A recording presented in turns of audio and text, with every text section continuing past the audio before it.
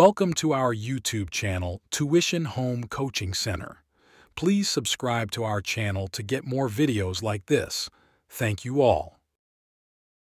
আসসালামু আলাইকুম প্রিয় শিক্ষার্থীরা, তোমরা সকলে কেমন আছো? আশা করছি সকলেই খুব ভালো আছো। আজ আমরা দেখব সপ্তম শ্রেণীর ডিজিটাল প্রযুক্তি বইয়ের পৃষ্ঠা ৮০ ও ৮১ এর সমাধান।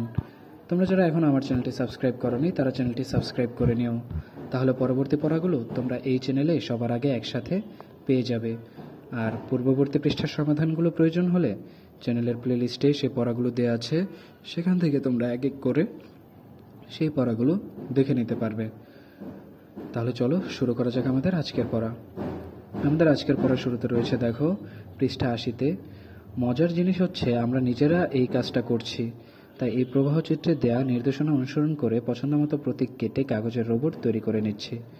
তবে কম্পিউটার নিজে এমনভাবে পছন্দমতো প্রতীক আলাদা করতে পারতো না। এটি করার জন্য কম্পিউটারকে আগে থেকে শিখিয়ে নিতে হয় কোনটা কি প্রতীক ও দেখতে কেমন।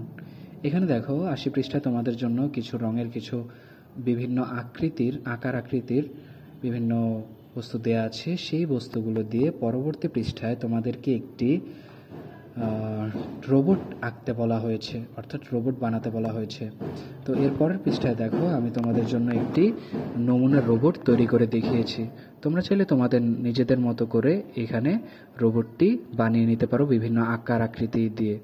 আমি তোমাদের জন্য এখানে শুধুমাত্র একটি নমুনা উত্তর দিয়েছি। তাহলে শিক্ষার্থীরা তোমরা দেখে নিলে আমাদের রোবট বানানোর প্রসেসটি। এভাবে পরবর্তী পৃষ্ঠার সমাধানগুলো পেতে চ্যানেলটি সাবস্ক্রাইব করে আমাদের সাথেই থাকো। আর যেহেতু তোমাদের সামনে ষান্মাসিক মূল্যায়ন পরীক্ষা চলে এসেছে, সেই পরীক্ষাগুলোর সাজেশনগুলো পেতে চ্যানেলটি সাবস্ক্রাইব করে রেখো। পরীক্ষার আগে সকল পরীক্ষার সাজেশন এই চ্যানেলে দিয়ে দেওয়া হবে তোমাদের জন্য। ধন্যবাদ সকলকে।